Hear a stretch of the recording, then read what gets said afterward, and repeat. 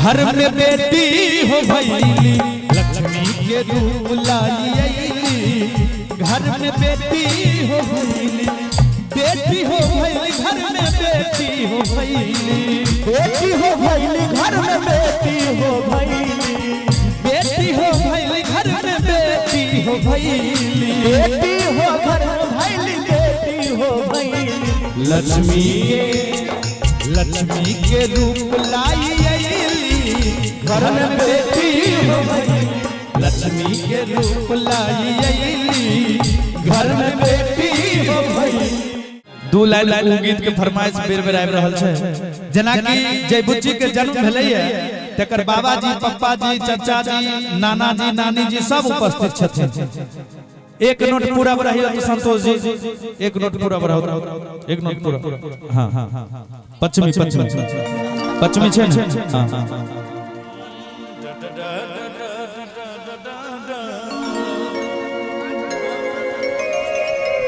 भैया अपना सब जय शुभ अवसर पर आयल छी हमरा बहुत देर से फरमाइश आवे छल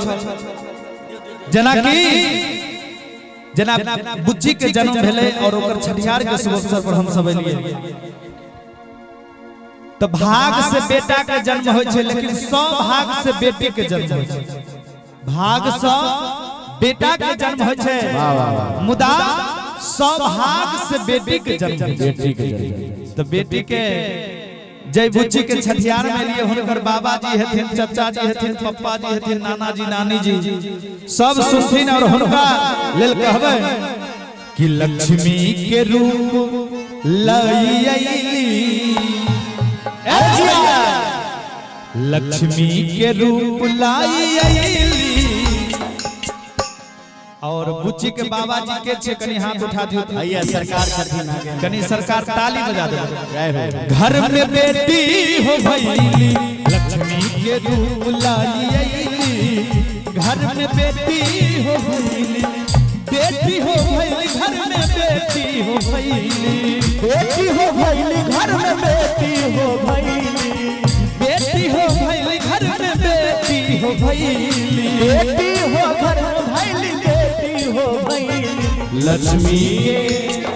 लक्ष्मी के रूप लाई घर में बेटी हो भैली लक्ष्मी के रूप लाई घर में बेटी हो भैली।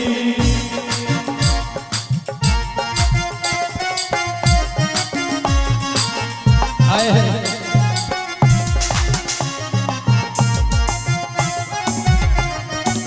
जय हो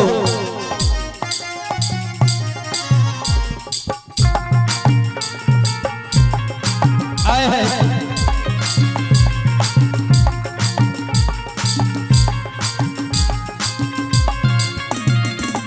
और बहुत सुंदर लाइन है खुश हो के पापा चाचा बाटे ले मिठाई ताली दिए एक बार ताली दिए सब आदमी पीछा से हरण महादेव हो मुसफुआ माई मिल गा बेली बधाई खुश हो के पापा बाटे ले मिठाई मुसफुआ माई मिल गा बेली बधाई अपन फुलवा के हो अपन फुलवा के भगिया जगैली घर में बेटी हो भैली फुलवा के भगिया जगैली घर में बेटी हो भैली फुलवा के भगिया जगैली घर में बेटी हो भैली फुलवा के भगिया जगैली घर में बेटी हो भैली फुलवा के भगिया अरे जगैली घर में बेटी हो भैली। चलिए